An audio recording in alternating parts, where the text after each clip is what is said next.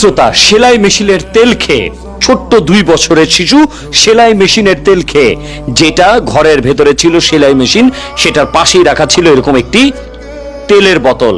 এই ছোট্ট শিশুটি, 2 বছরের শিশুটি সেলাই মেশিনের তেল খেয়ে এই দুনিয়া থেকে বিদায় নিল।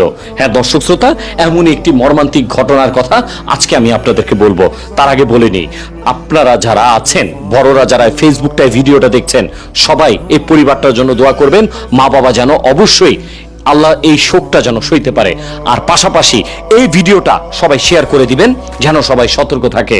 মনে রাখবেন, সাবধানের কিন্তু মাইন নাই। আপনি সাবধানে থাকবেন, আপনার কোনো ক্ষতি হবে না। আপনি যখন অসাবধানে চলবেন, তখনই কোনো না কোনো ক্ষতি হবে। আরেকটি কথা, কে জানতো মেশিনের পাশে এইভাবে যদি সেলাই মেশিনের বোতলটা তেলটা যদি পড়ে থাকে, তাহলে ছোট্ট শিশু হুমায়রা এটাকে উঠিয়ে খাবে? কে ভেবেছিল? দর্শক শ্রোতা, 7 তারিখে, এই তো 2 দিন আগে, ছোট্ট হুমায়রা মা আদর করে তাকে দুপুরে খাওয়া দাওয়া করিয়ে ঘুম পাড়িয়েছিল। ঘুম থেকে উঠে ছোট্ট শিশুটি এসে তেলের বোতলটা হাতে পায়, সে সেইখান থেকে তেল খায়। আর সেটা নিশ্চিত করেছে হুমায়রার বাবা। এর সত্যতা মিলেছে।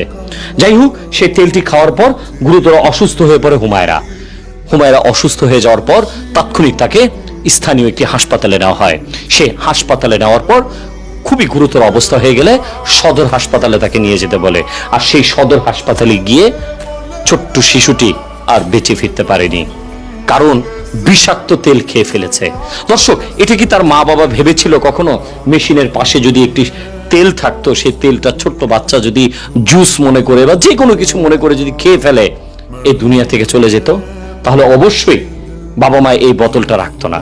দর্শক, আমি আপনাদের কাছে বরাবর সবসময় বলে থাকি, ঘরের বাথরুমের ভেতরে টয়লেটের যে বালতিগুলো থাকে সেইখানে পানি রাখবেন না। তেলের বোতল সাবধানে রাখবেন। এই সুই, এইগুলো সাবধানে রাখবেন। ঘরের বটি যা আছে, মানে যেগুলো মানুষের ক্ষতি হতে পারে, ছোট বাচ্চাদের ক্ষতি হতে পারে, সেইগুলো একটু দূরে রাখবেন। দর্শক, সবাই এই ভিডিওটা বেশি বেশি করে শেয়ার করে দিবেন। এরকম ঘটনা যেন আমাদের এই পৃথিবীতে পুনরাবৃত্তি না হয়।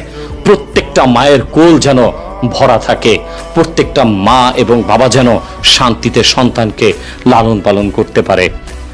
আর আপনারা অবশ্যই দোয়া করবেন এই শোকটা যেন মা বাবা সইতে পারে। আমিন।